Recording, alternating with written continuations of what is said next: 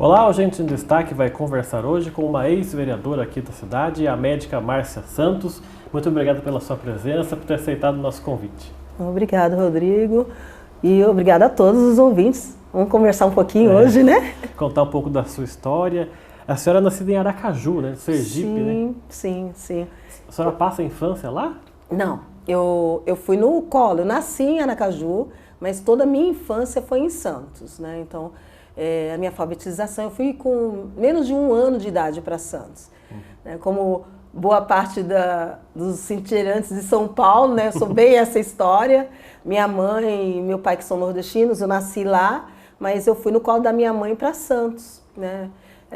Meu pai em busca de trabalho no Porto, minha mãe, ela era da zona rural, então ensinava até os irmãos e outras pessoas também da zona rural a alfabetização. A gente foi para Santos e os meus irmãos todos que vieram após mim nasceram lá em Santos. Então minha infância, adolescência e parte da minha adultice foi lá em Santos. O que a senhora lembra dessa infância lá em Santos, com a cidade litorânea lá? O que a senhora pode falar pra gente? Nossa, eu sou da periferia, né? Assim, por mais ter morado no Canal 3, né? A gente fala a língua dos canais lá em Santos, perto da Ana Costa, que é um dos centros. Eu vim de uma família humilde, então morava em uma casa humilde. E eu lembro muito da questão do coletivo, né? Que a gente estava comentando até então. Morava onde a gente se encontrava como crianças, brincavam, todos juntos ali no bairro. As mães se dividiam para levar os filhos para a escola e outros para buscar. Então minha mãe levava de manhã e a vizinha buscava 5, 6 filhos na escola, que a gente estudava na escola estadual. E eu lembro, até eu falo isso para os meus filhos até hoje, e são coisas marcantes, mas que mostram como a vida também não é fácil. E eu lembro de sabores, até hoje, de chocolate, de doces, que eu conquistava. Então tinha muito lá em Santos, eu acho que até hoje deve ter ainda, aquela história do tapoé. E tapoé lá em Santos, as mulheres elas faziam reuniões, tinha salgadinho, algumas coisinhas assim, para poder vender o tapoé. E eu lembro que eu criança, eu ajudava a senhora do tapoé lá, para poder arrumar a reuniãozinha, para receber as mulheres que ela ia vender. E ela, além de dar os salgadinhos para mim e outras crianças, olha só o gosto que vinha ainda do salgadinho, ela dava uma moedinha para gente. E eu lembro que eu juntava essas moedinhas e eu ia na padaria ao lado comprar uma barrinha de chocolate, que era sabe aquela coisa do fruto do trabalho e recompensa. E recompensa. São coisas marcantes. Mas, sem dúvida, Santos é uma cidade gostosa. Eu tive momentos muito bons em Santos. A gente é muito terra, muito mar. O santista, eu me considero santista porque eu fui criada lá. A gente é muito de bem com a vida. O ser é muito mais importante do que ter. Então, não importa se você tem um carro, não sei das quantas, a casa não sei tanto. É uma esteira, um chinelo de dedo, você atravessa a praia, leva sua cervejinha, você tá de boa, um salgadinho. Ou brinca na praia. A senhora é a filha mais velha de 4 irmãos, 4 filhos, né? 4 filhos, eu sou a filha mais velha. Eu tenho mais 2 irmãs e depois meu irmão caçula. E que tipo de educação seus pais, né, a dona Maria, seu Miguel, deram para vocês 4? Para a senhora que é a mais velha, foi uma educação rígida, de cobrança? Como é que foi essa educação? Nordestino ensina que a palavra tem poder. Então, se você fala que vai fazer algo e promete fazer, você faça.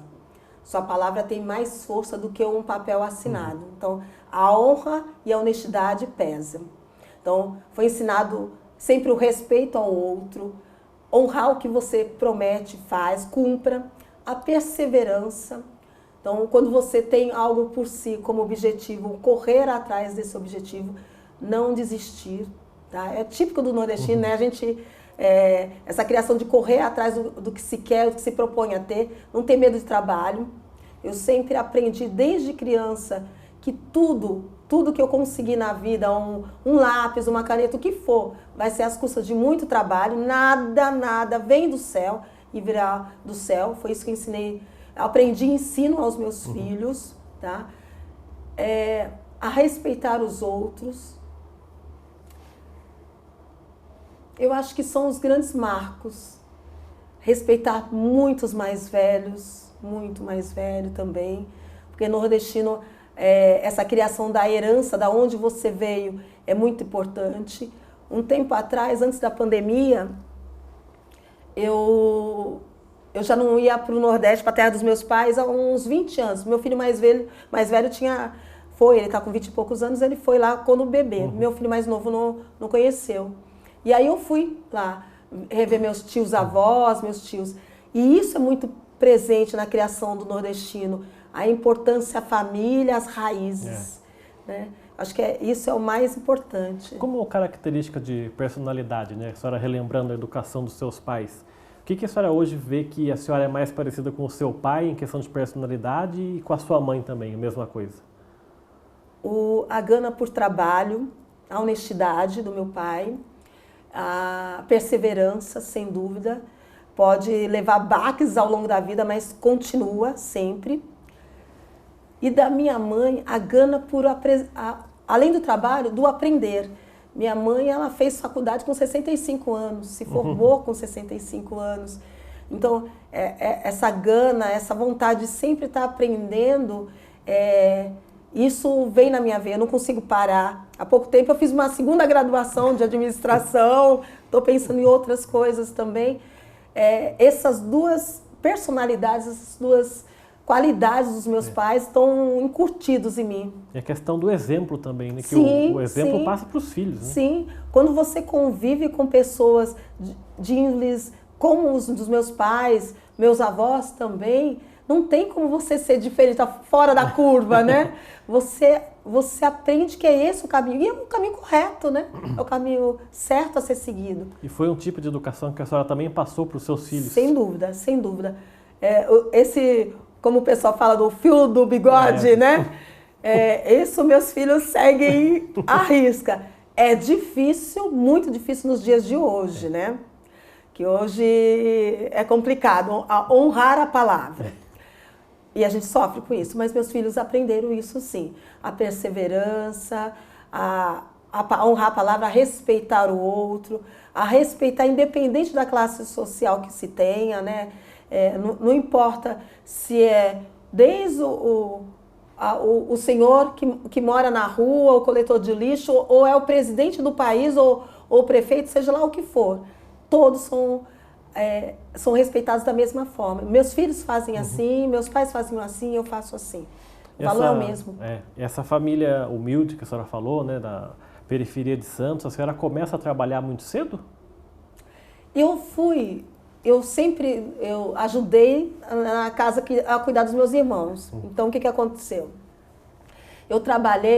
Comecei a trabalhar quando eu vim para a faculdade, porque aí eu ajudei a pagar a minha faculdade.